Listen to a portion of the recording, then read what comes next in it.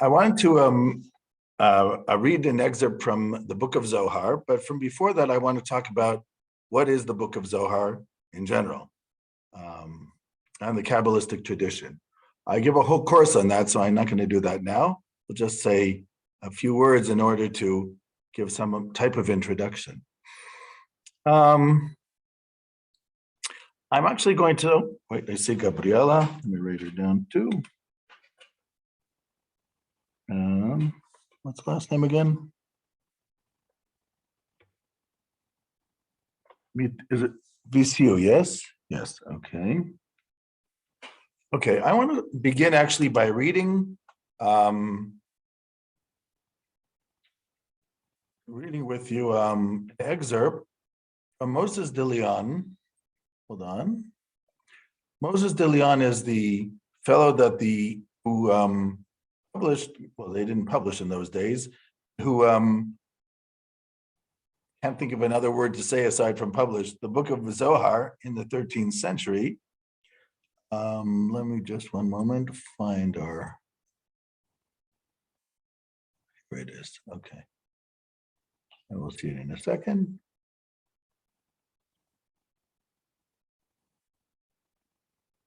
Okay, now you see it. Okay, this is our sources. I added this today.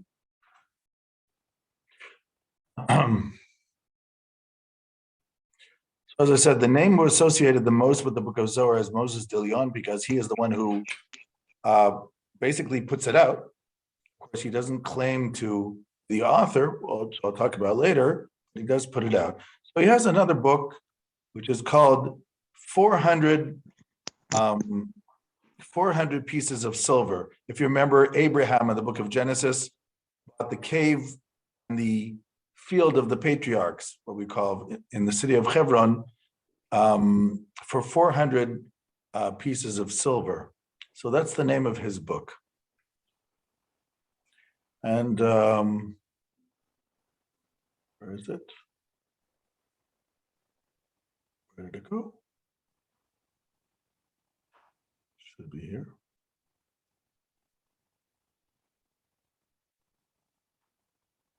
That's strange, it's not there. Hold on. Oh my, disappeared. Doesn't make sense, hold on.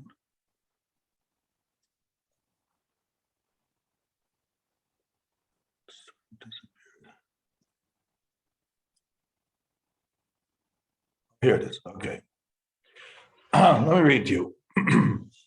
The order of reality is revealed through this awe-inspiring wisdom. Can you see that? Can you see what I'm reading? Yes, yes. Kodesh? Okay. Yeah, the order of reality, by the way, Moses de Leon lives in 13th century Spain, in Castilla. The order of reality is revealed through this awe-inspiring wisdom, which is the basis of all wisdoms, and is referred to as Kabbalah, meaning receiving, for it is a tradition from Moses at Sinai.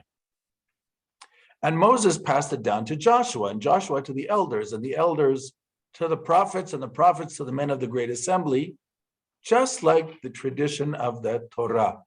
When we read the Ethics of the Fathers before, what's called Pirkei Avot, from the Mishnah says that Moses received the Torah at Sinai, passed it on to Joshua, Joshua to the elders to the prophets, and the prophets to the men of the great assembly. There actually, the Mishnah is referring to the oral tradition, meaning the oral interpretation of the Torah, because the written Torah, we know how that happened. But the oral interpretation, the Mishnah says, was passed on from generation to generation.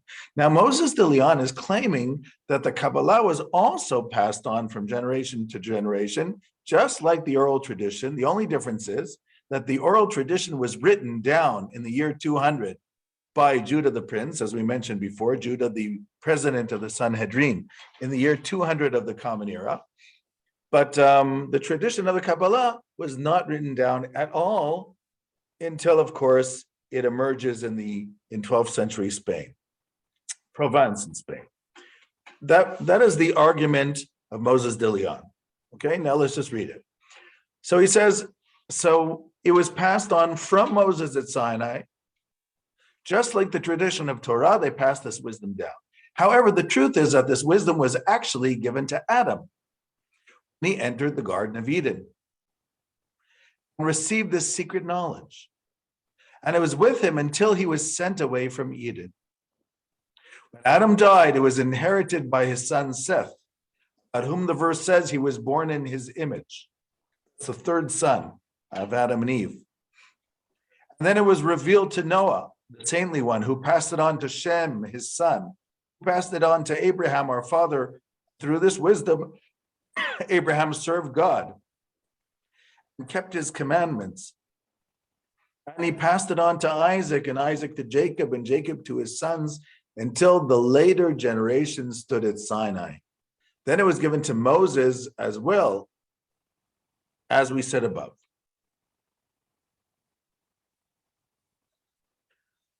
And from there, it was passed from one person to another for generations. However, he says, in this exile, with all the suffering, this wisdom was forgotten except by unique individuals who pursued this wisdom in every generation. Meaning there were always people who knew about it. Therefore, it is a tradition from one person to another.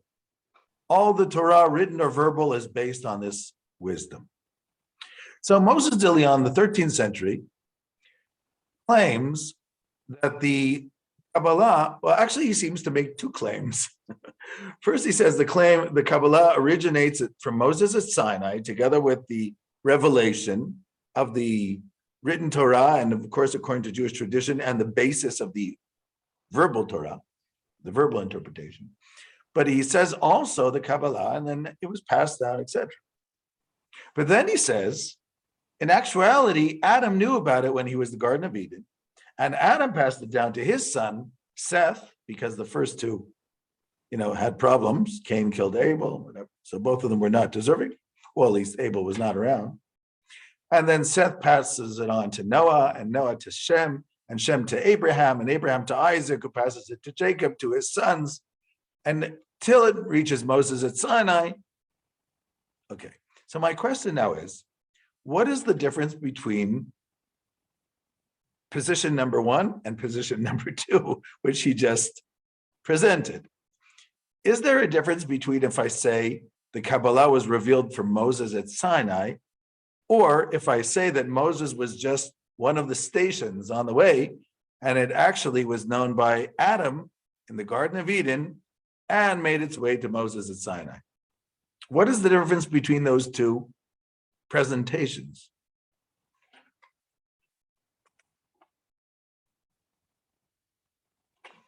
I wrote you down, Madalena. Anybody else who else just entered? Roxaniela. Let me find it. That's the Malaku, right? And who else did I forget? I think that's it. Okay, so what's the difference between if I say that the Kabbalah was received from Moses at Sinai, or if I say that Adam knew about the Kabbalah and Noah knew about it, and so did Seth? That means it was given by God at the creation, at the beginning, right? Well, it's after the creation. Adam is after the creation, day 6, which could have been a long time later, depending on how you understand 6 days. But yeah, but what's the difference between if I say God gave it to Adam or he gave it to Moses? If they have the knowledge earlier or later. Okay, anything else? So he gave it to everybody, to all humans. Right. Okay, in the first step, and in the second step, he only gave it to a specific group of people. Okay, so let me clarify that. I think that's exactly what you're saying. If I'm going to claim that the Kabbalah was only given to Moses at Sinai, just like the Torah, that means it was given to the Jewish people. If others know about it, they just know about it, but it was given for the Jewish people because it was something specific for them. If I'm going to say the Kabbalah was given to Adam and to Noah, it was basically given to mankind, which is already a different perspective, right? Jews would never say that God gave the Torah so that everybody in the world would keep the Torah. We don't expect that. We don't expect people to fast on Yom Kippur if they're not Jewish. We don't expect them to keep the Sabbath the way we do it if they're not Jewish. We don't expect them to keep Passover. We just don't expect that. We have what's called the laws of Noah, the Noahide law. There are 7 laws. Did I talk about that? I don't remember. Did I mention there's 7 Noahide laws? I'll mention them right now, just in case. So there are 7 laws of Noah. Let me just put them, it's easier to write here. You can't see this.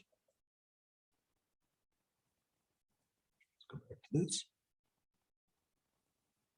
Okay, there are 7 laws. Not sure exactly where to put it. I really should probably be at the beginning somewhere. You can see this, right? I'm back at the sources. Let me put it right at the beginning somewhere. Yes, we can see. Yeah, okay, so I'm going to put it right near the beginning because it really has to do, well, it's the Bible and the oral tradition. I'll put it here. I'm not sure why, but I'll do that anyhow.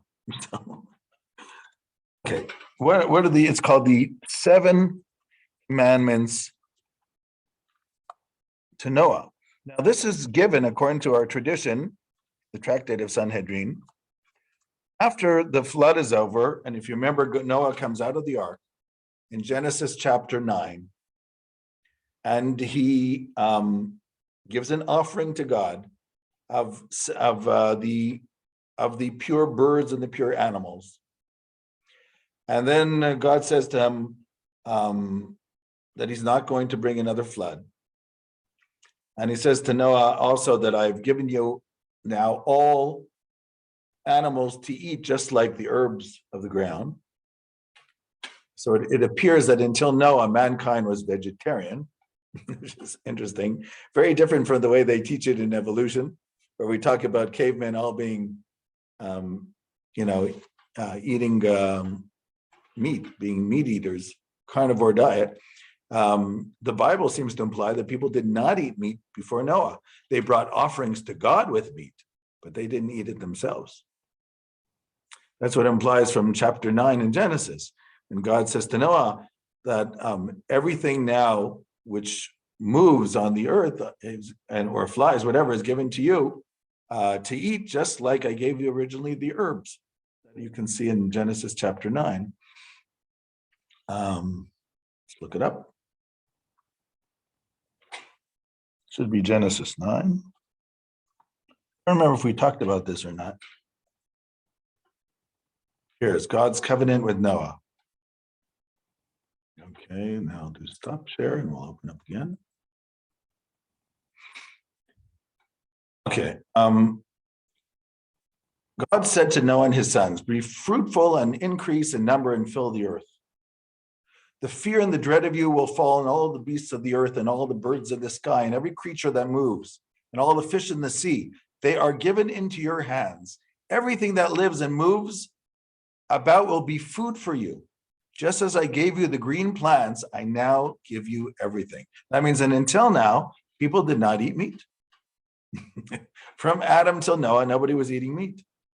There's a whole interesting discussion by Rabbi Abraham Cook, who was the first chief rabbi of Palestine in 1935, before the state was established. Why is Noah all of a sudden permitted to eat meat if people did not before? And Rabbi Cook takes it from a sort of psychological point of view. He says, it's hard if human beings are killing each other, this is not the time to teach them to be vegetarian, because then animal life is more sanctified than human life. So if human beings have this problem, so they can eat meat, and every time they kill an animal, they should know animals you kill, but not human beings. And Rabbi Cook says when the day comes that we stop killing human beings, then the next step is not to eat the animals anymore. He actually thinks that in the time to come, in futuristic times, all of mankind again will be vegetarian. Not necessarily vegan, because in the Bible they weren't vegan. They did eat milk, and did eggs. We know Abraham served milk to the course, Abraham's after Noah, so that's not a proof. But the assumption is that Abel had cattle because of the milk, and because basically because of the milk. And you can have chickens for the eggs, whatever. That was the assumption. But all the offerings that are brought, it never says that they ate them. They just, all these offerings were given for God, whether it's the offering of Abel, which he gives to God, or the offering of Noah. It doesn't seem to occur to them to eat it. Anyhow, I'm just mentioning that apropos. But you must not eat meat that has its lifeblood in it, which means you have to kill the animal first. One of the laws of Noah, according to the Talmud, is that you have to kill the animal. It doesn't have to be done the way the Jews do it, exactly slaughtering the animal by the jugular vein in the neck, but it has to be killed. You're not supposed to eat the foot and then bandage up the animal and keep it for tomorrow. You have to, that's,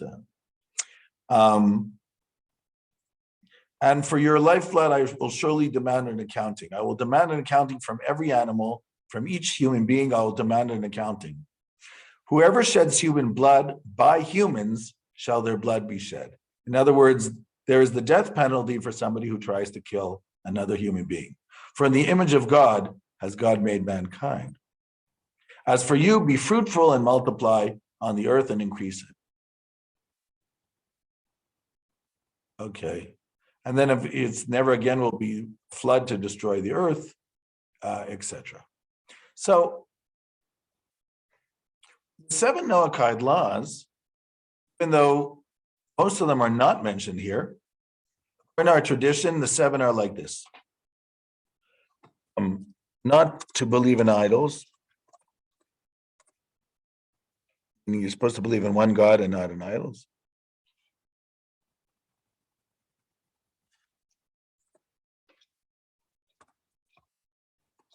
Just right.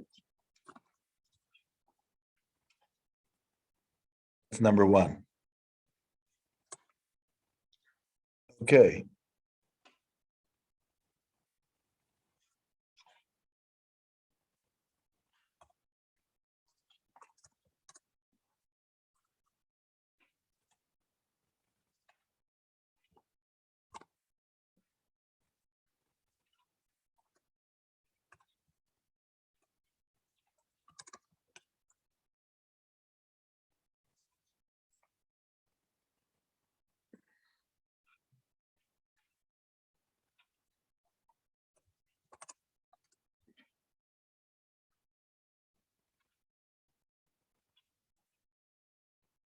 Usually when they say not to curse God, it's with the Hebrew name for God, whether it's the Yud Kei Vav Kei or possibly another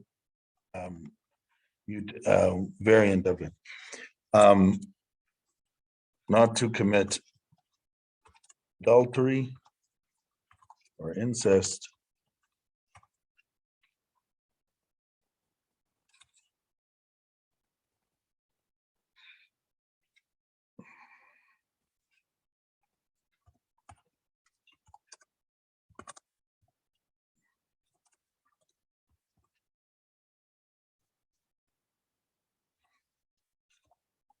This is the only one which is positive. The others are in the negative. Okay, this is called the 7 Noahide laws. Let me just make it easier to put together. I'll make it without skipping a single line. That's easier. Okay.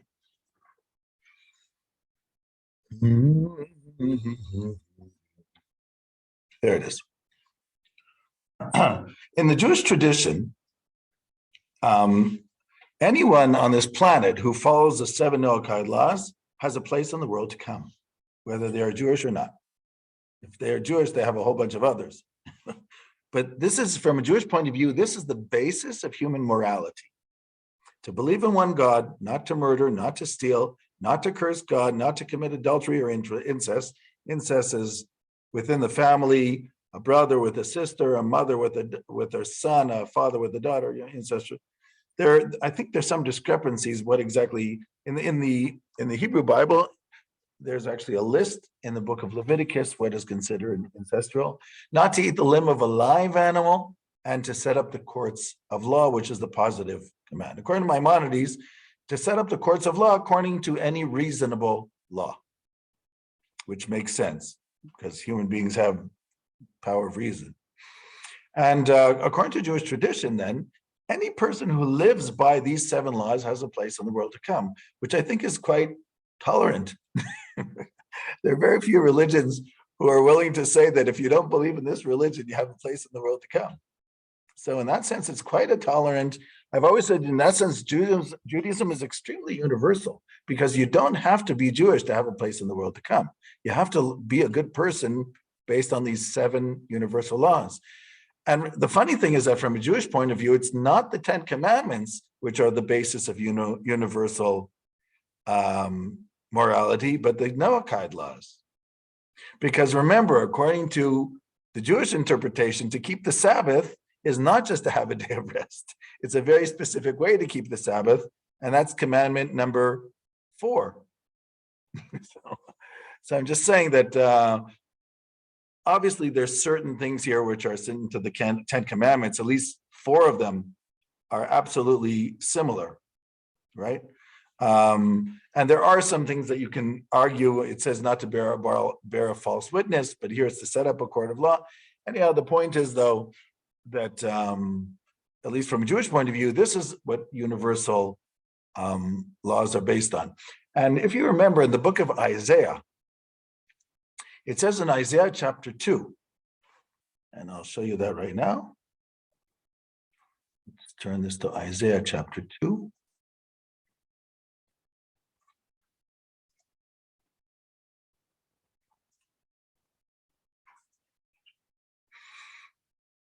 Okay. If you have it in Romanian, Isaiah chapter 2, verse 1, 2, and 3.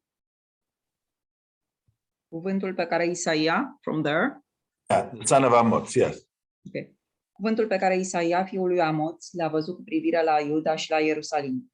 Se va întâmpla în zilele din urmă că muntele casei Domnului va fi întemeiat ca cel mai înalt munte. Se va înălța deasupra dealurilor și toate popoarele se vor îngrămădi spre el. Și multe popoare se vor duce și vor zice: veniți să ne suim la muntele Domnului, la casa Dumnezeului lui Iacov, ca să ne învețe căile lui și să umblăm pe cărările lui. Căci din Sion va ieși legea și din Ierusalim cuvântul Domnului. Yes, yes. So, what you see is something interesting. In this futuristic depiction of Isaiah, all the nations are coming up to the mountain of God, to the house of Jacob, and they are saying, teach us from his ways so that we may walk in his paths. For the law, the Torah shall come out of Zion and the word of God from Jerusalem. And the Talmud already says, it says, teach us from your ways. Meaning not all of them, and meaning there's no, from a Jewish point of view, there's no need for the nations to become Jewish in order to be in the right path. Obviously, if God created many nations and gave the Torah to one nation, there was a reason he didn't give it to every nation, because every nation has their way of doing things. Now, if somebody wants to join the Jewish nation because they feel that's the right way for them, that's okay. But Judaism was never a missionizing religion, and it always had a universal message. And the universal message was Torah, our Torah is supposed to inspire mankind, but not everybody has to be Jewish. It's like, for instance, when Isaiah says that the Jewish people be the light to the nations.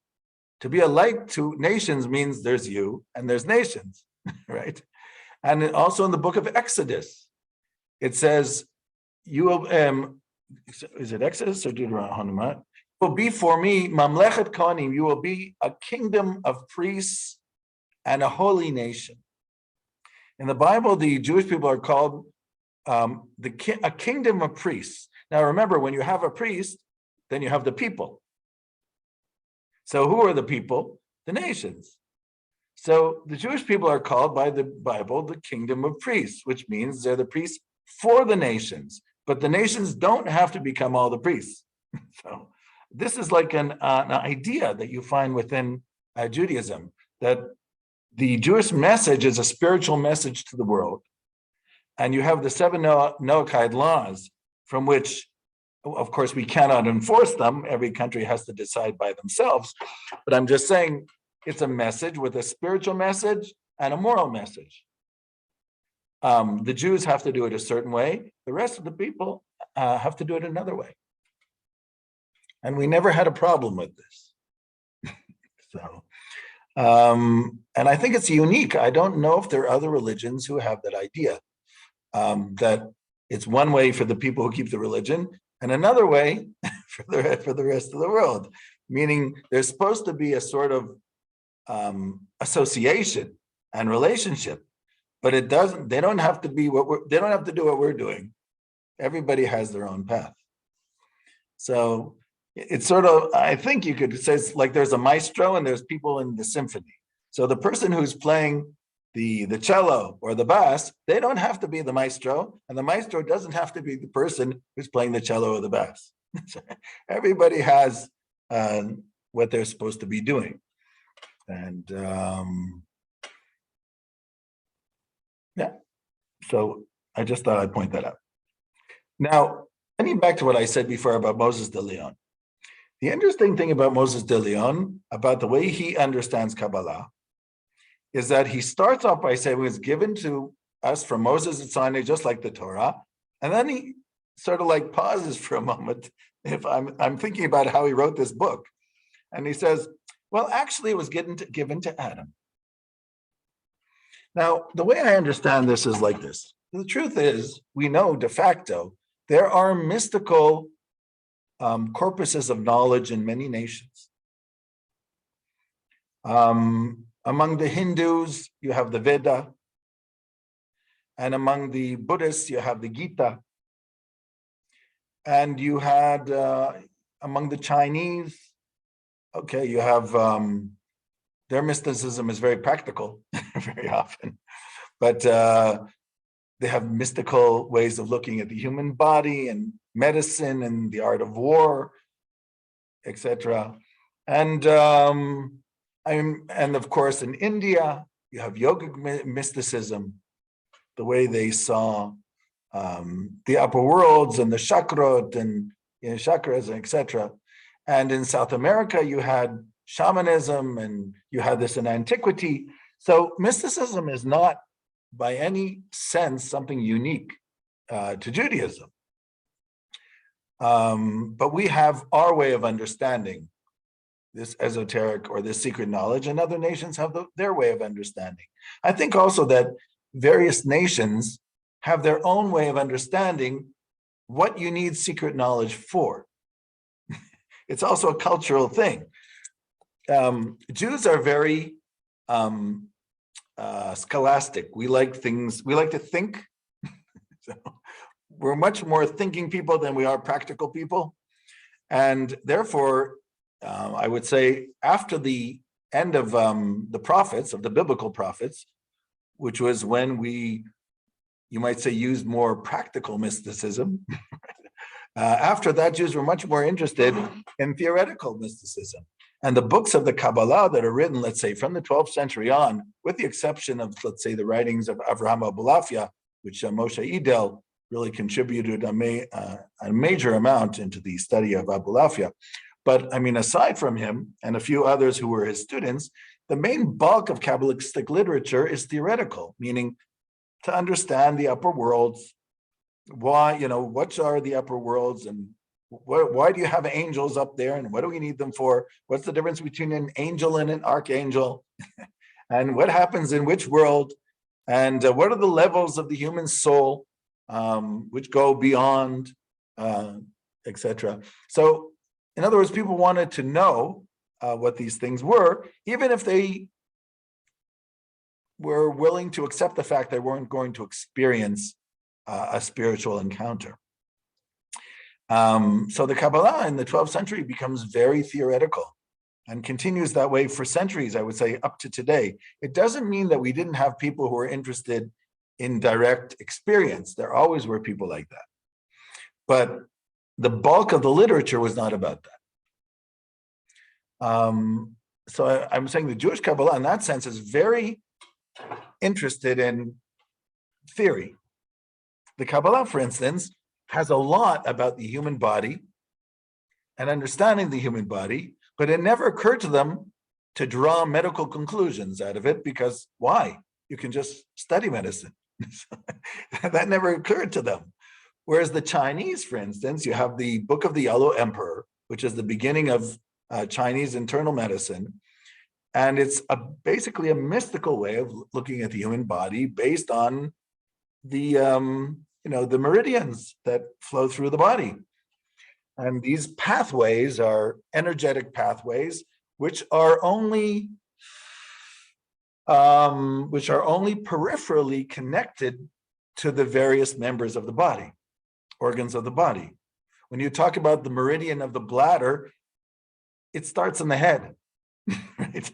When you talk about the meridian of the heart, it also starts in the head and goes to the hand. So, for the Chinese, the relationship between mystical or energetic pathways and the body is like, for sure, because they're very practical and they were interested how mysticism is going to affect practical life, right? On the other hand, let's say in Indian mysticism or yogic mysticism, it's not exactly practical, even though there are practical implications from understanding using the chakras, but they were much more interested in transcending this world of getting to enlightenment, which is the ability to transcend the natural world, the world of pain, the world of samsara, which they call the world of pain. And this experience of nirvana or moksha is out-of-body experience, trying to come to some type of direct connection to the world above us. So they were very interested in above-world issues and much less of what happens in this world. The Indians, for instance, never wrote history, never interested them. Besides, you're all going to come back anyhow with the karma. So why write a book of history when you'll find yourself back here in 200 years? And you probably were here before 200 years ago. So they're really not interested in history because from the world was cyclical for them. So if it's a cycle, what was will be. So what's the point? In Judaism, we see the world in two ways. It's first of all linear, like in the West.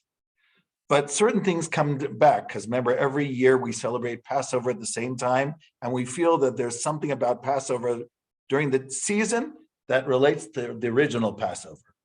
So we have what I call, it's sort of like, a spiral.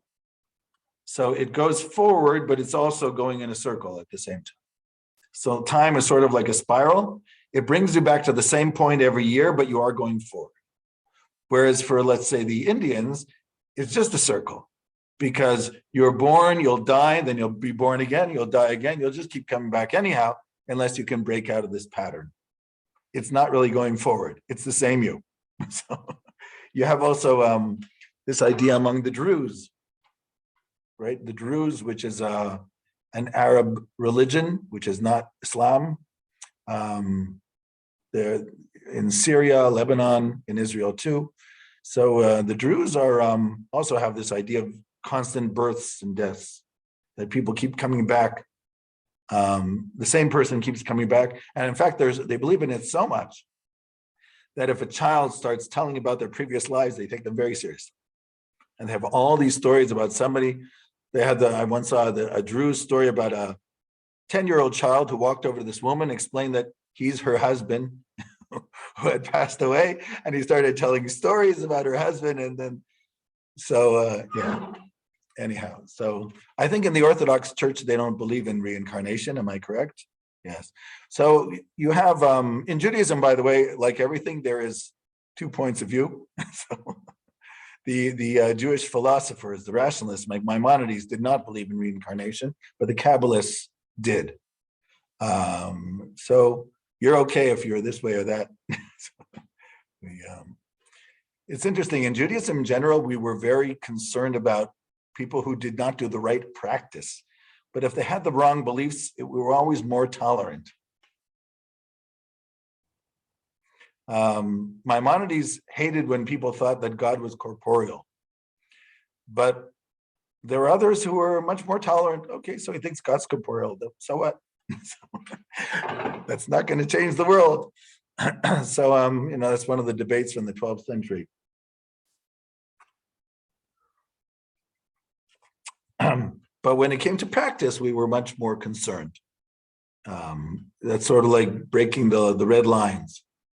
But ideas, people always have crazy ideas. So what does it matter? This one, that one, as long as they're doing the right things. I guess in modern law, it's sort of like that too. It's not a problem if you believe the world is flat, but if you're going to steal something, that's a problem, right? So, I guess in that sense, it's sort of similar. I see some other people I missed here. Monica, so. Where's the name? Okay, got Monica and also Radu Dragusin. And who else just joined? Oh, Claire Michaescu. Okay. Claudia, yeah. Okay, very good. So, as I said, I think it's a fact that there is different types of mysticisms, and they're all a little bit different. And I think this is also a cultural thing, that they're a little bit different. In Judaism, by the way, so that's why I explained that the Kabbalah is the Jewish way of understanding these esoteric ideas, but there are a lot of parallels that you could draw between the Kabbalah and Indian yogic understandings and early Chinese understanding and Vedic understandings of the Hindus, etc. There are certain parallels that can be drawn, but in the end, the system is different.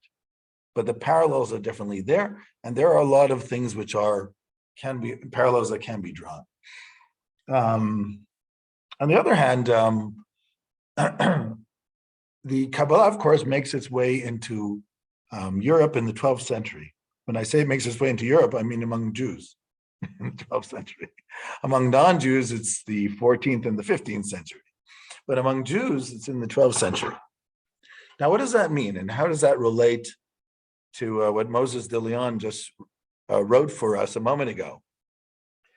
One of the questions, which a lot has been written about, especially in the writings of Gershon Shalom, is the relationship between what we call the Jewish secret knowledge, which is mentioned by early writers, what we call Torah Soda Ivrit, the Hebrew esoteric tradition, right? Which I just call Jewish mysticism of antiquity. I teach a course like that, and the Kabbalah, because the language of the Kabbalah, the concepts of the Kabbalah, are basically clarified in the 12th century. What we do have before that, though, is we have both books and evidence that there was Jewish esoteric knowledge that predates the Kabbalah of the 12th century. The only question is it a direct line between this Jewish esoteric knowledge of antiquity or Jewish mysticism of antiquity and the Kabbalah from the 12th century on? Even the Kabbalah, by the way, goes through major changes. The Kabbalah of the 16th century of Lurianic Kabbalah is immensely different than the Kabbalah of the Sefirot from the 12th century. I call it the Copernican revolution. It's almost the difference between Aristotle and Isaac Newton in understanding physics. It's like that different. And there are a lot of questions of that. Where did it come from? How come all of a sudden we knew all about the Kabbalah, how it went from Provence to Spain to Italy to Suffolk, and all of a sudden in Suffolk in the 16th century, around 1530 something, it changes by this guy called Luria. How did that happen? Okay, that's also a question which people don't have 100% clarified. Was it some type of revelation? But usually Kabbalists don't like talking about things like that. Was it interpretation? But I mean, the changes between Luria and Kabbalah is also astonishing. So So basically, when you're looking for connections, let's say from 12th century Kabbalah to what happened before, you have to look for similarities. I'll give you an example for a similarity which goes all the way from the time of the prophets till modern day Kabbalah, and that is what Shalom calls the use of symbols. Symbolic thinking. Symbolic thinking means I use a symbol. It's sort of like dreaming. When you dream in symbols. You don't dream in logic. Even human beings who use logic understand what a symbol is. A symbol is a metaphor. And the metaphor is there to express something which is very hard to express by words alone. Just like in poetry, like in prose. When you're writing poetry, you want to express, let's say, an emotion. So I can say that, okay, she or he was in love, but okay, but I want to feel it. So tell me something better. It's like somebody once said, if you could take all the love stories, and there's the guy and there's the girl and what happens when they meet, and so all the stories are the same. So what's the big deal? No, it's the narration of the story. It's the ability of the author to drag you into the story, to make you part of it, to experience what's going on with these people. That is the creative talent of the author. They're not trying to create something which didn't exist before. They want you to feel it. They want you to feel the happiness, the sadness, the anguish, the trauma. They want to pull you in. So they're using words in order to create an experience of emotion, which of course can only happen because you have emotion. But the truth is, they're really using language as an emotional metaphor, right? So in prose, just like in literature, you are using language metaphorically. You are talking, but you're talking in such a descriptive way that you want the reader to feel what's going on, not just read what's going on.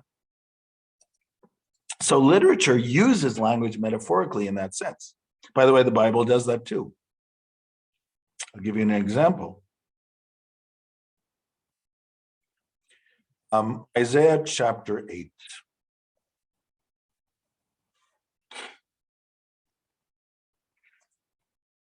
Is it 8 or 6? No, it was 8. No, it wasn't 8. It was 7. Right?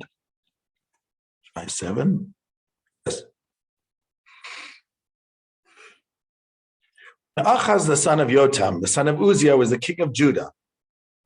King Ratzin of Aram and Pekach, the son of Remaliah, the king of Israel, marched up to fight against Jerusalem, but they could not overpower it. That's chapter 7 of Isaiah. And the house of David, meaning the kings of Judea, were told, Aram, which is coming from the north, has allied itself with Ephraim, the northern kingdom of Israel, so that the hearts of Achaz and his people were shaken, as the trees of the forest are shaken by the wind. Meaning Achaz, the king of Judea, and his people were shaken, meaning were fearful, just like the trees of the forest are shaken by the wind. So the question is, what do they want to say by this? They were shaken like the trees of the forest are shaken by the wind. Tell me in 2 words what they want to say, or in 3 words you would have to say in English. You have to unmute yourself for me to hear. What does it mean that Achaz and his people were shaken like the trees of the forest are shaken in the wind? What does that mean?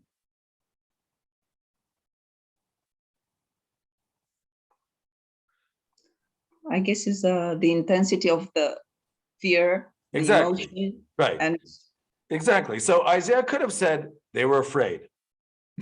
But when you say just like this. When you say that they shook like trees which are blowing in the wind, and to make a tree blow in the wind, you need a lot of wind. So he's really trying to say they were really scared. They weren't a little bit scared. They were really scared. So The metaphor is to create the feeling of the emotion, to make you understand how scared they were. And it's better than saying they were very scared, because even very, but I want to know how scared. So, so metaphors are always used in literature, in poetry, to express emotion. But metaphors can also be used to describe things, and especially to describe things metaphysical. How do you describe anything metaphysical? You know, you read the book of Ezekiel, chapter 1, and he tries to describe the revelation that he saw on the river Kabar in the country of the Chaldeans in Babylonia. And you read it, and it doesn't make any sense. But for Ezekiel, it made a lot of sense. And it could be that if another prophet who had experienced the same revelations read Ezekiel, it would make sense to them too. It's one of those things that you had to be there. And if you weren't there, you didn't understand. By the way, that can happen in human situations too. It's very hard for a man to understand the difficulties of childbirth, even though men are also human beings. I mean, you can go through other things, but it's just different. That's all. It's a different type of experience. And and sometimes even in human life, you know, years ago in Jerusalem, we had the trial of Ivan Demyanuk, if anybody remembers that story. Ivan Demyanuk, who was a Ukrainian who they claimed was Ivan the Terrible from the death camp of Treblinka. We're going back about 25 years. And this was, and he was caught, and the Russians supplied a lot of documentation, and they brought witnesses to talk who had survived Treblinka to talk about this. In the end, there was a problem. So in the end, he served only 7 years in jail. He was let off the death penalty because there was a problem with some of the documents from the Russians. So they figured 7 years was enough, because he definitely was a guard in the camp. So even if he wasn't Ivan Demyanuk, you know, for being a guard in the camp and being an accomplice. But anyhow, why do I say this? There was, when they were interviewing survivors from the Treblinka camp who had, Treblinka, they had also a revolt where people ran away. And remember, there was one guy, Rosenberg, his name was, where he's describing things that happened in the camp. And then finally, he says, the truth is, if you weren't there, you're not going to understand anything I'm talking about. He says it was like a different planet. It wasn't like a different country. So sometimes things can happen in life, which we don't expect, and they're so different that even to trying to explain them is a very difficult thing. You know, they say that the most effective movie about the Holocaust, about the Shoah, was the English movie called Holocaust in 3 Parts. Did anybody see that? It was a movie for television a long, long time ago, going back maybe 35 years. It was made for television. It was an American program called Holocaust in 3 parts. And when it was shown in Germany, it created an uproar. Now you would think, why? I mean, there were so many actual reels of film, you know, from the Holocaust. Even the Germans themselves had their own. But it seems that the movie Holocaust made it look like it could have actually happened, because the prisoners were wearing clothing that looked like any other prisoners. Okay, and they showed a family, a Jewish family and a German family, and how they were friendly before, and then all of a sudden the problems that happened. It made, even though it was not as extreme as most of the Shoah type films, because it was not extreme, it made it look like it could actually have happened. And that what made people very angry in Germany. Because it's whenever you see something very radical, you say, they're overdoing it. But when you see something that looks like could have happened, then it affects us differently. It's strange. When things are too radical, we just cut ourselves off, and that's it. We don't want to see starvation in Biafra. We don't want to We don't want to hear about it, Our life is bad enough. So when you see things which are very painful, you don't want to hear about it. You see things which look like, it could have happened. Then you relate to it more. It's very hard for a human being to see 1,000 people being slaughtered. So therefore, when they want to promote something, they'll show in Syria, one child, right? You see this all the time. They'll show you one child, one old woman, because people can relate to one. You can't relate to 1,000. Anyhow, so so in getting back to our topic, the way the Kabbalah relates to earlier Jewish esoteric writing, whether it's the writing of the prophets or writing in the rabbinic period of the Midrash, is the use of symbolic language. Symbols are very important, and they're used all the time. They're even used in Jewish law, not only in interpretations. Jewish law uses symbols all the time to explain the law. It doesn't start with general principles like in philosophy. In philosophy, you start with a general principle, and then you mention the cases. In Jewish law, they always start with the case, and then they go to the general principles after. Because the particular case will teach you more about the principle than the principle itself. So if I give you 4 examples, now you understood the principle. Before, when you read the principle, it was just an idea. So in Talmudic law, they always start from the examples, and then eventually they tell you the principle. It's just a different way of thinking. It's more inductive than deductive. Right? Greek thinking is deductive. You have general principles, and you're trying to apply them to various cases, and Talmudic thinking is inductive. Of course, you could argue that all thinking is inductive, because how did you come to a deductive statement? Because how did you come to the general principle if it wasn't from looking around at particulars? You could always make that argument.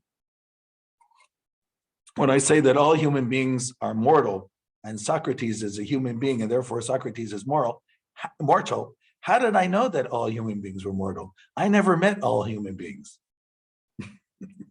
Maybe I met 1,000, 2,000. I definitely did not meet all of them. Maybe out there's a human being who is immortal, like the Greeks thought. So basically, I'm doing induction to come to my general principle. I met 1,000 human beings. They're all like me, and they're mortal. Therefore, everybody's like that. And then I have a general principle that all men are mortal. So I'm just saying there's a sort of, there's an intuitive side to deduction based on my hypothesis that all men are mortal. Okay, so as I said, okay, now let me give you some examples here. Go back to our source.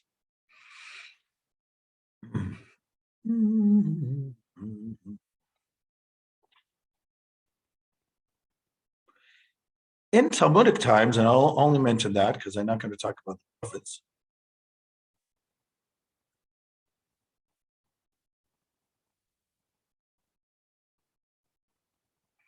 We find the attempt for mystical experience, even in the Talmud. I'll give you just one example.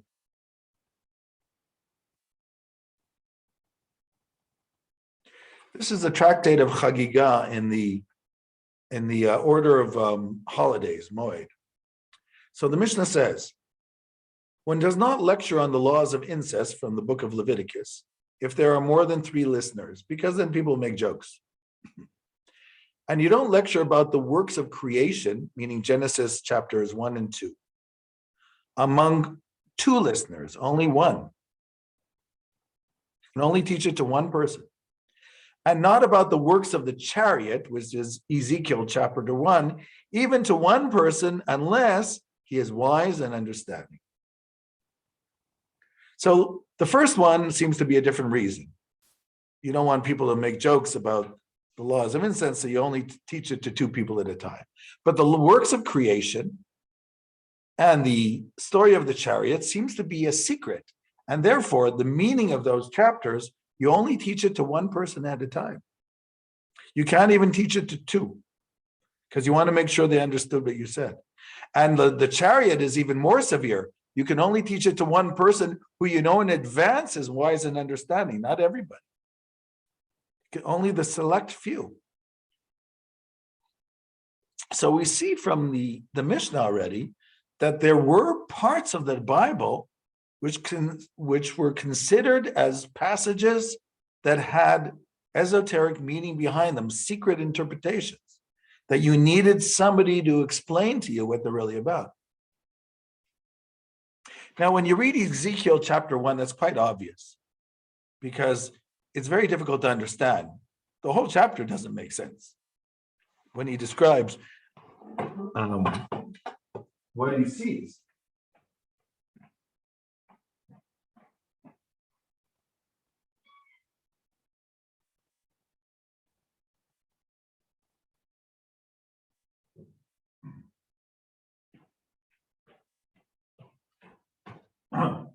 Oh, I keep forgetting I can just show it to you on the computer.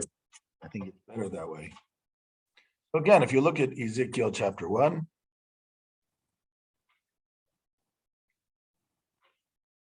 just for an example,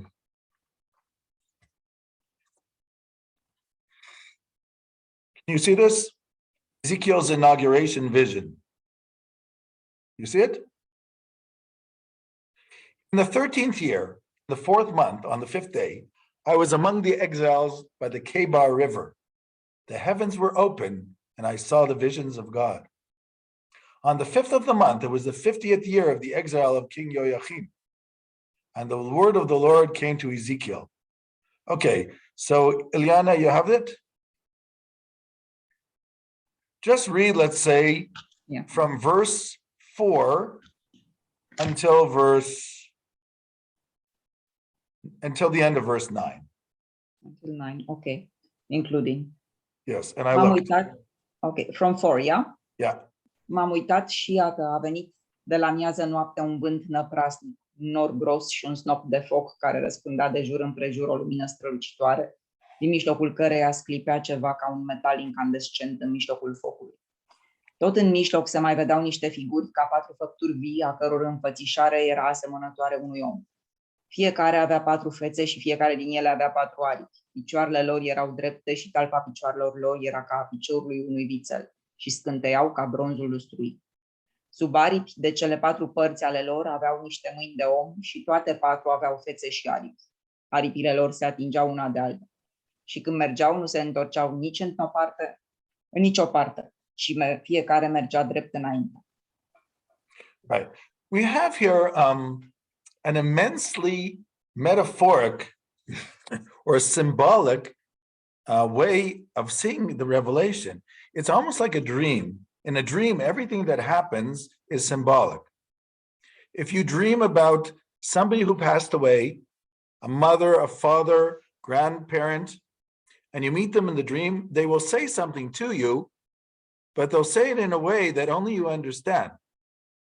In the dream, it makes 100% sense. And when you wake up, you say to yourself, why do they say that to me? Because our mind works in symbols. Our unconscious mind is completely working by symbols, and that's the way the dreams come to us.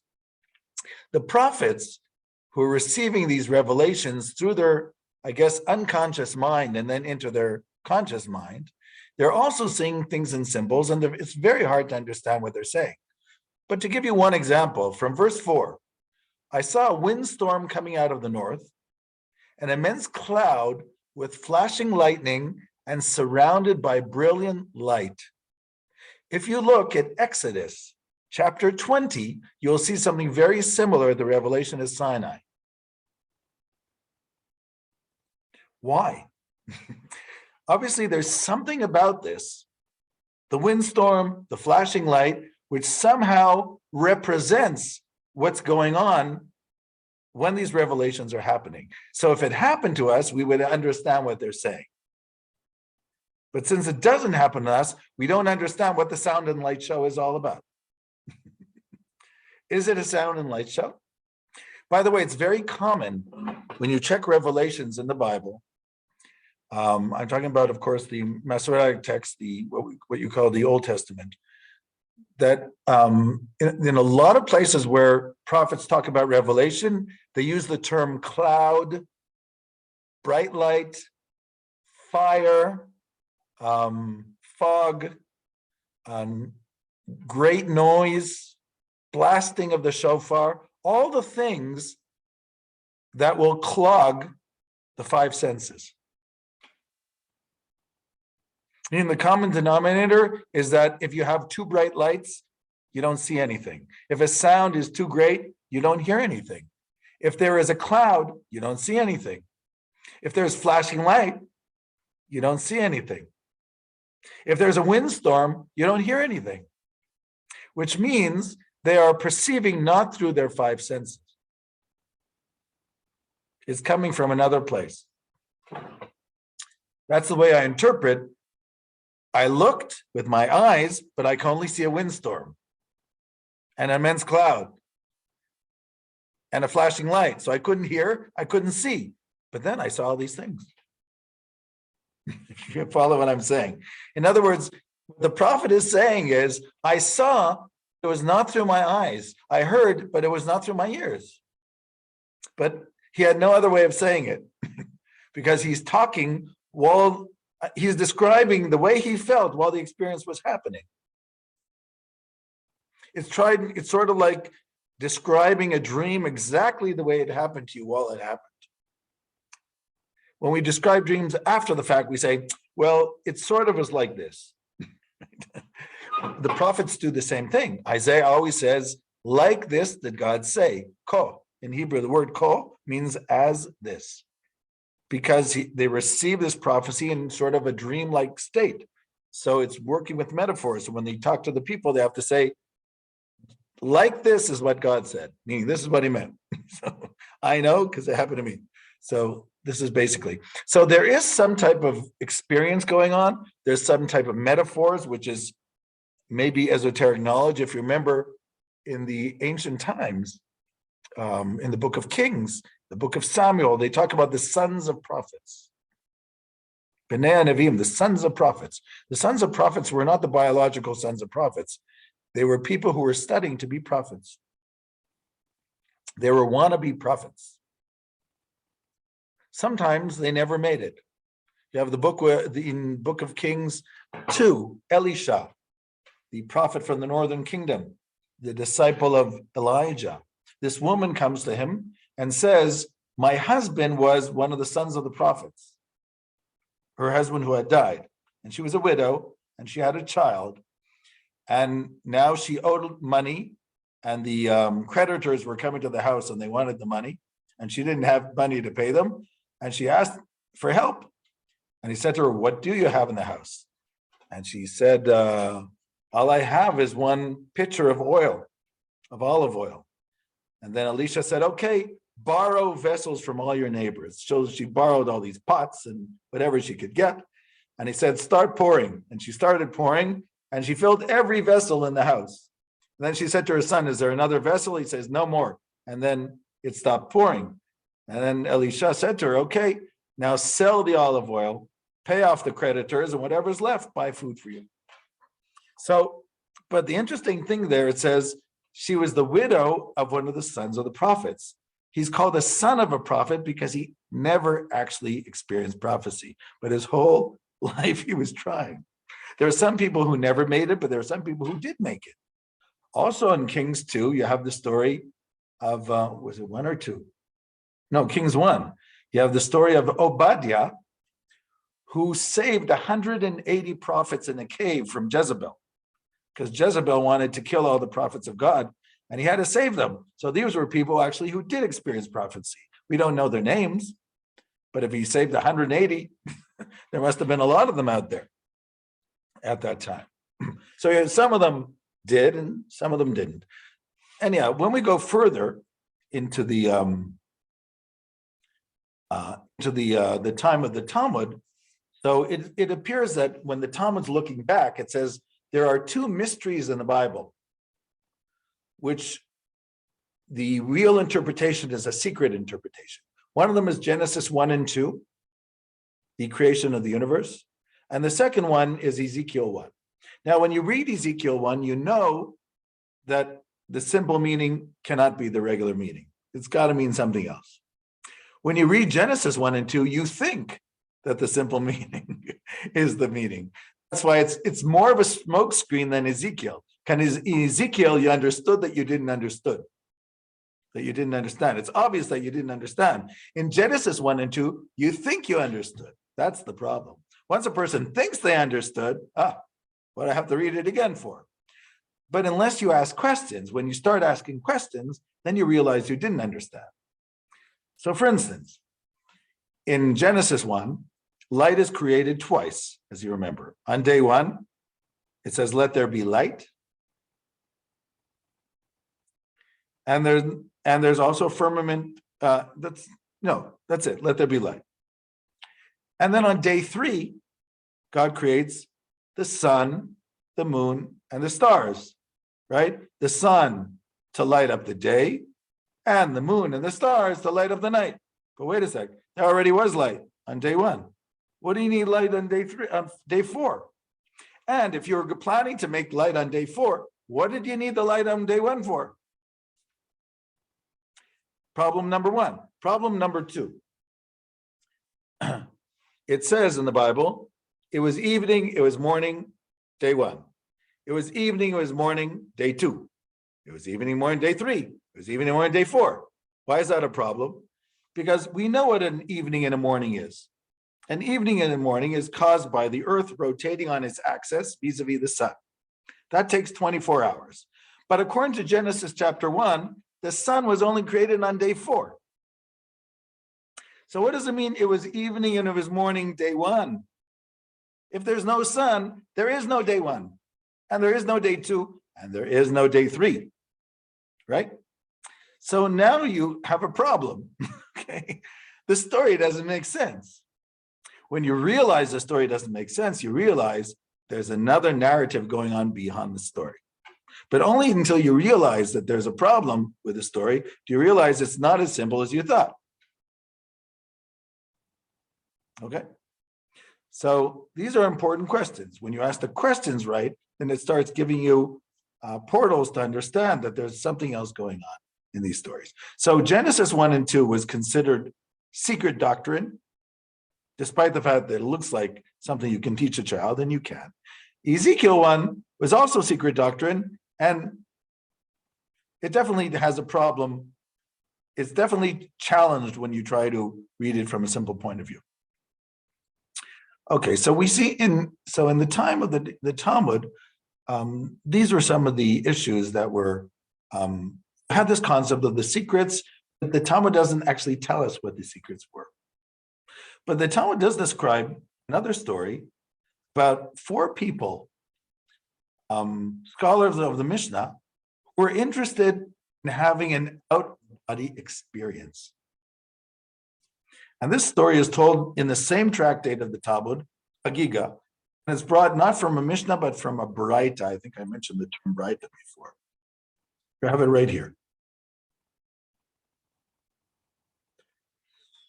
Talmud says, 4 people enter the orchard, in Hebrew, Pardes. And these 4 people entered the orchard were Simon ben Azai, Simon ben Zoma, Acher, which means the other one, whose real name was Elisha ben Avuya, and Rabbi Akiba, son of Yosef. So what does it mean 4 people entered the orchard? Do I care if 4 people went into an orchard to pick apples? What's the big deal? Why do I need that? Well, you're going to notice as we keep reading the story that the story doesn't make any sense if we're talking about an orchard. Let's keep going. Rabbi Akiba said to them before they entered the orchard, when you reach the pure marble stones, do not say water, water. Because it says in the Psalms, he who tells lies will not stand before me. So be very careful. It's not water. Ben Azai looked and died. About him, the verse says, it is dear to God, the death of his saints. Ben Zoma looked and was hurt, which means his mind went out of his mind. About him, it says, if you find honey, eat enough, but no more, lest you vomit it out. and Acher cut the roots, meaning became a heretic. Only Rabbi Akiva left in peace. Now the Tosafists from the 12th century, in their commentary on this passage in the Talmud, they say, what does it mean they entered the orchard? It means they ascended the higher worlds by the way of a name of God. Meaning they used a technique of using a magical name of God in order to have astral ascent, to feel yourself ascending an out-of-body experience of the higher worlds. That's called entering the orchard. By the way, the Hebrew word for orchard used in the Baraita is pardes. Pardes in Hebrew today means a beautiful garden. It actually comes from Farsi, from Persian, and in Persian, pardes means a very beautiful garden, botanical garden with birds and flowers and trees and fruit, etc. And this word also is found in the New Testament as we use the term paradise. Pardes is paradise, to describe the idea of an otherworldly event. In Hebrew, later on in Hebrew, they use the term Gan Eden, like in the biblical story of the Garden of Eden, to describe something above the world, even though in Genesis 1, it's not clear that that's what it means. But in rabbinic literature, the Garden of Eden seems to be something above the natural world. And Pardes seems to be the same thing here. This beautiful garden means they're entering some type of mystical experience. And the way they're entering it, according to the commentary from the 12th century, was by use of a name of God, which gave them this power to somehow ascend into these worlds. And Akiba says to them, warns them, this could be dangerous. It's not easy. Once you leave dry land and you want to go to the moon, it could be very dangerous. I'm just using a metaphor. In other words, if you want to use a spiritual encounter, it can be very dangerous. So I'm telling you, for somebody who's done it before, you're going to come to a level, it's the level which is where you're going to see something which looks like pure marble stones, and you're going to want to describe it as water. Don't do it. He says, just keep your mouth shut. So it says that Ben Azai was not able to keep his mouth shut. Ben Zoma was, but it made his mind go crazy. Only Rabbi Akiba was able to enter and come out. I bring you also here the Lesser Hechalot, the same story with a few more details. I will skip that for the moment.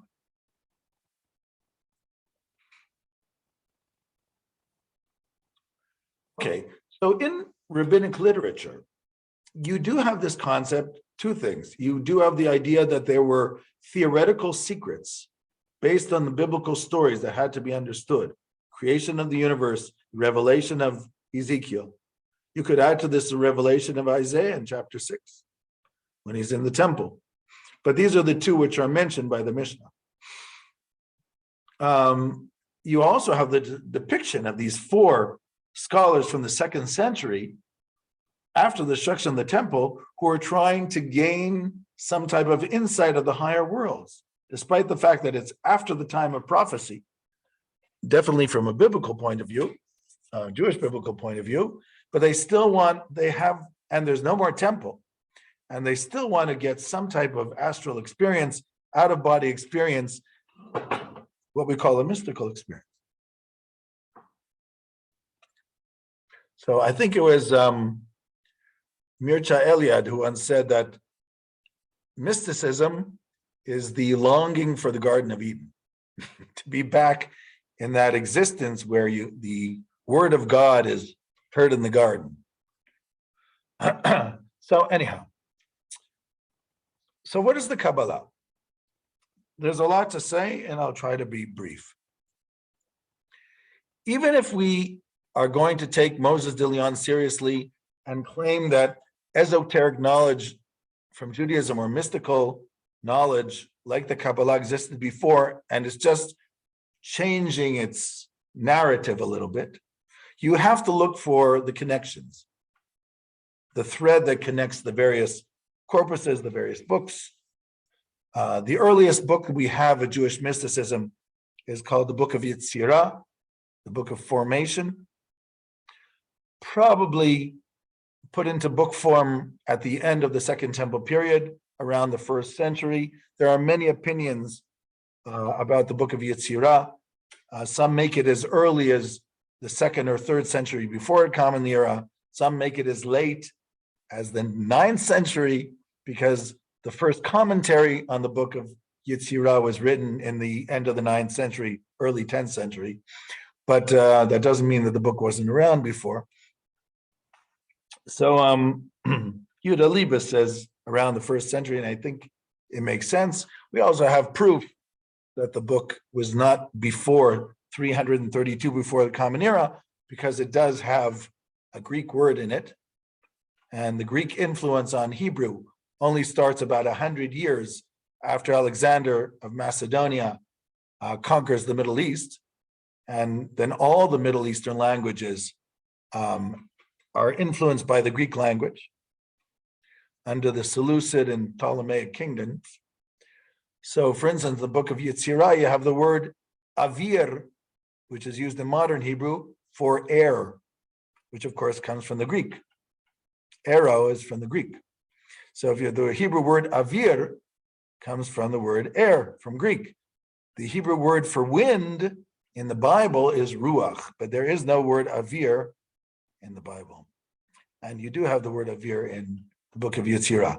So it's definitely written after the Greek conquest, probably at least 100 years after the Greek conquest, because it takes at least that much time for a person not to realize that the Hebrew word that they're using is actually from Greek. And you get so involved in the language, you don't even realize the root. That's not to say that there could have been an earlier text which wrote things differently, and I have hypotheses about that too. But in the meantime, I usually say somewhere around the 1st century, probably very close, if not during Temple times. We have also the Hechalot literature, which talks about mystical experiences from the 2nd to the 7th century. A lot was written both by Shalom and by Peter Schaeffer of Germany on the Hechalot literature.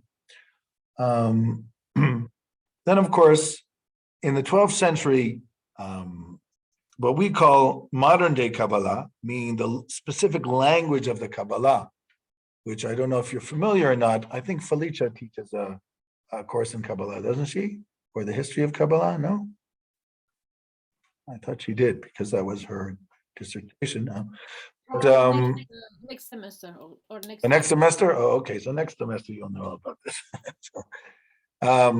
So in the what happens in the 12th century is, again, the language of the Kabbalah, which, let's say, its 3 main narratives from the 12th to the 16th century are the language of the tree of the Sephirot, the 10 illuminations, if you want to call it that way, and the 4 worlds and the 5 levels of the soul.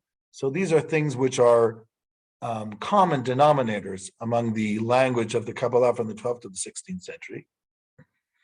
And the question is, where do they come from? So there are some ways of showing this also in rabbinic literature, but not exactly in the way they're portrayed in the Kabbalah. But so that's why I'm saying, when you want to write a book like Joseph Dunn in 3 volumes, which he calls the Hebrew secret tradition, going back from antiquity all the way to modern day, then you have to somehow try to show the link between all these, or the connection between all the links, even between the missing links.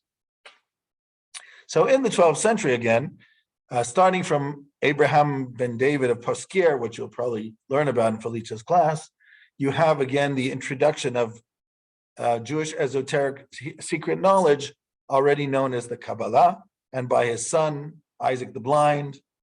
And this makes its way to Girona, in Aragon, in Girona, in northern Spain, and it continues in Castilia and makes its way to Italy.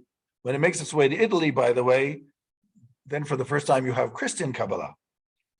Christian Kabbalah is very influenced by an Italian 14th century Kabbalist by the name of Menachem Recanati, whose books were translated into Latin. And Christian Kabbalah becomes popular in Italy, in France, and England in the 14th and the 15th century. You can read about this. Gershon Shalom wrote about it in his long commentary on Kabbalah in the Encyclopedia Judaica, which I have right behind me, but most people are using Wikipedia nowadays. But he has a very long insert about that. It's about 35 pages, so it's really quite a long one. Wikipedia, they don't usually like writing that much. Okay. One other thing just to say, and that is the Book of Zohar. The Book of Zohar is discovered, any author discovered, wherever you want to say, somewhere around 1275.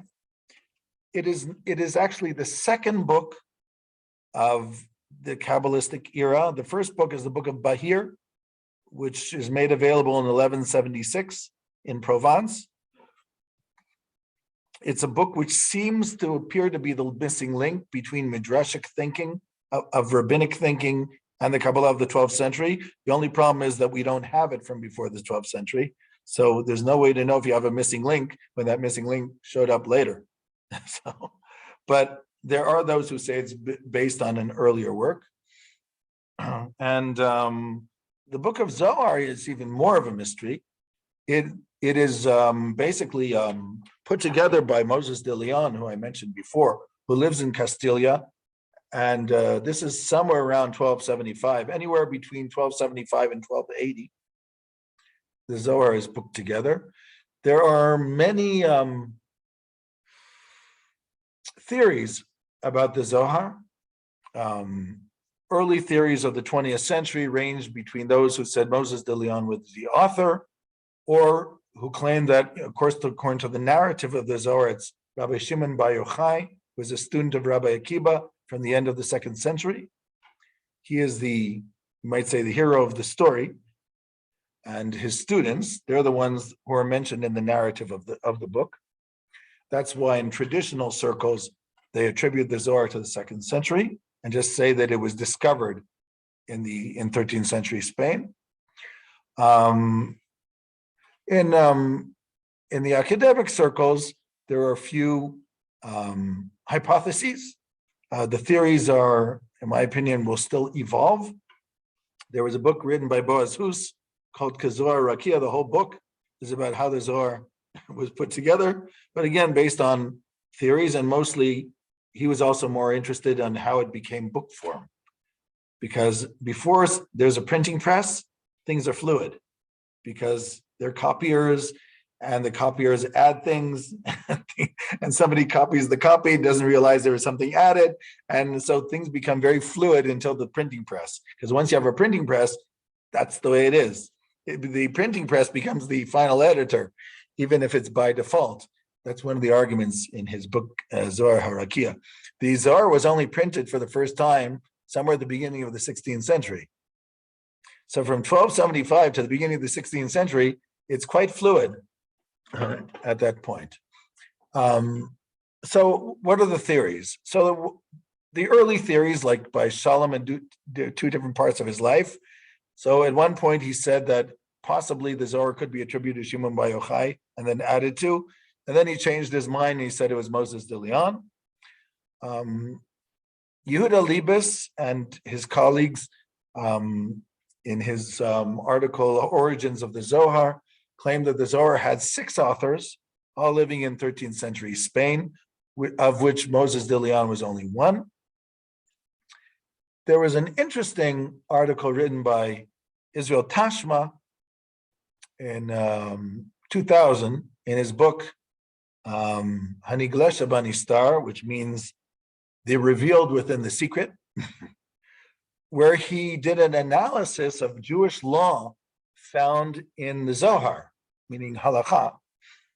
And he discovered that most of the laws discussed in the Zohar, because the Zohar is not about Jewish law, but it mentions practices, that most of the practices mentioned in the Zohar are similar to the practices of Ashkenazic Jewry in the 11th century. So he actually claims that maybe the Zohar is actually based on something from the 11th century, because all the practices were exactly what Jews were doing in France and Germany in the 11th century. And this is appearing in Spain. Liebes didn't like that. He sort of fought with him because Tashma was in Talmud. He wasn't in Jewish philosophy. But Tashma's argument was a very good argument. To make things even more complicated, Moshe Idel put out what he called the Hebrew writings of the Book of Zohar. These were writings by his colleague and professor from Tel Aviv University, Gottlieb, who had left who had never finished the book, and Idel finished the book for him. And it's called the Hebrew writings of the Tikkunei Zohar, which is one of the books of the Zohar, which of course begs the question, if there are Hebrew writings of the author of Tikkunei Zohar, does that mean that the book was originally in Hebrew and somebody made it into Aramaic? Remember, all of the Zoharic collection is in Aramaic. So there are a lot of questions that could be asked. For instance, was Moses de Leon actually the author of the Zohar, or was he the one who put it together into the narrative form and put it into Aramaic? Maybe these were Hebrew manuscripts that somebody put them together. So I'm just saying there are a lot of questions about this, and I don't think the final say has happened. I think that they didn't take Tashma's argument well enough. I think there is some collection here. This might also show a connection between what we call Hasidei Ashkenaz from the 11th century and the Kabbalah, which finds its way into Provence in Spain in the 12th and 13th century. But for more on that, just keep reading, because everybody comes out with a new article. Daniel Abrams has come out with at least 6 articles. Since Daniel Abrams, we always talk about the Zoharic literature and not the Book of Zohar, because they're all different books within Zohar. Okay, so what I wanted to do was read with you just one passage, but it's getting late. I talked too much. All this was the introduction to one little passage. So I'll read to you just the one little passage. We'll give it 10 to 15 minutes. If I can't finish it now, so we have 2 more meetings when you come back in about, 3 weeks or something like that. 4 weeks, whatever it is. Okay. So, okay.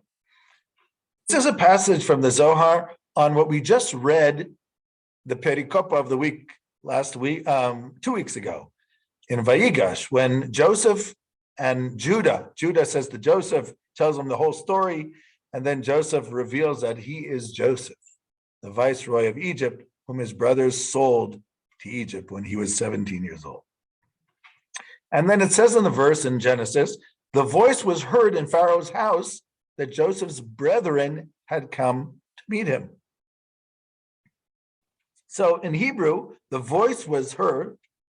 The word voice is written without a vav sometimes in the Bible, sometimes with a vav, sometimes without a vav. Because you can write just a little dot on the top, which is called a cholam, and it's pronounced the same way. So here, if I remember, it's written without a vav. Let me just check. Let me check for a second.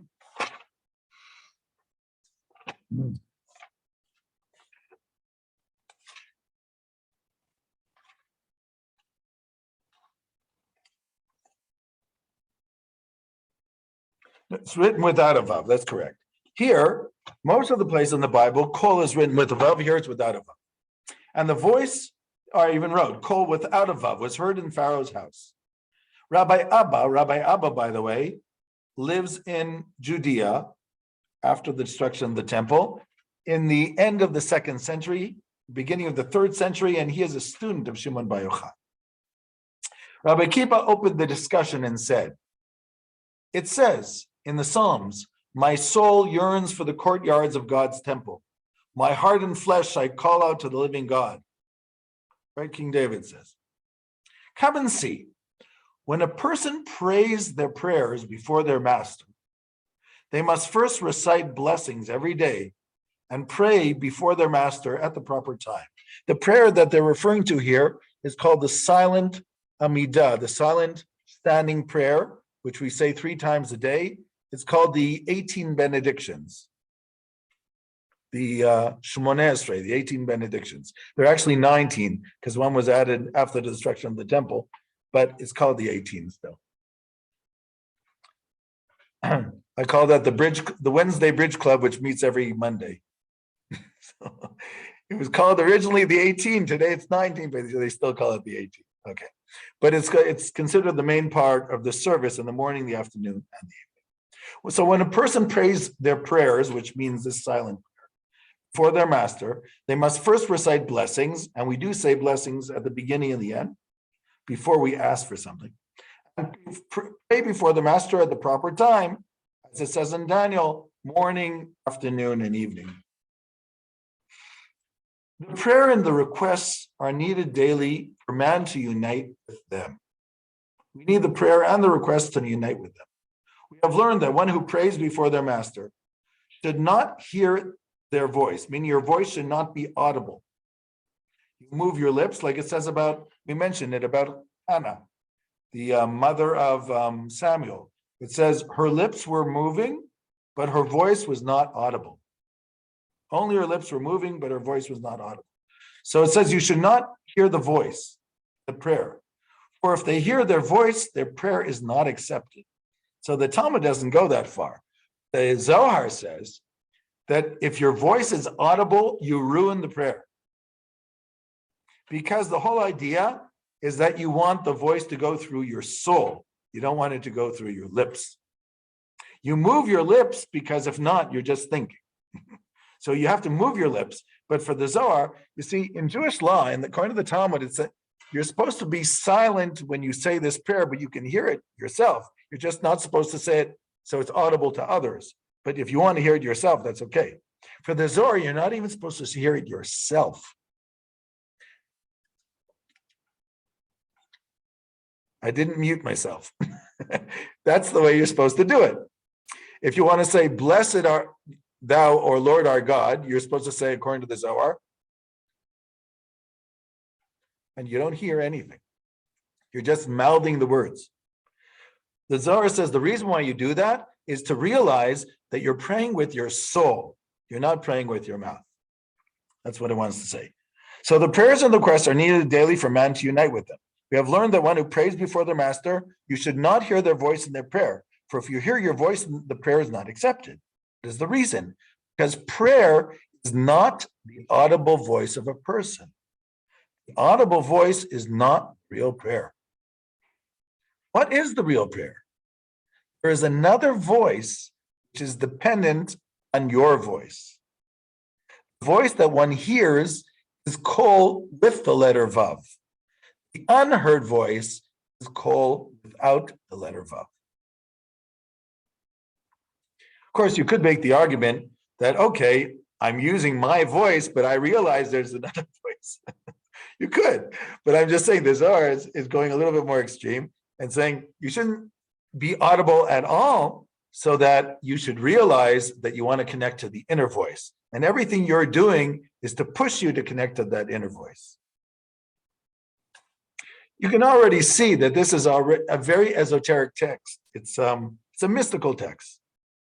That's obvious.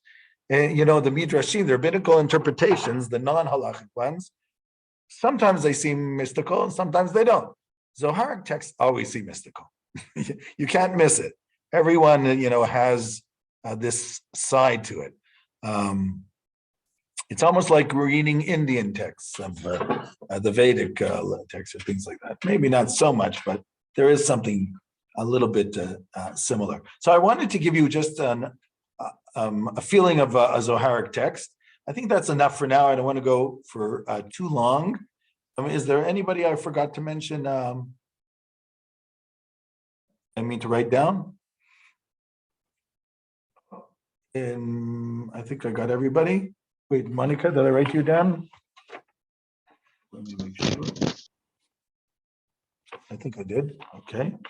So I wish everybody For those who are having vacation, have a great vacation. For those who are using this holiday for prayer and for meditation, I hope you find a lot of meaning, and hope to see you back well.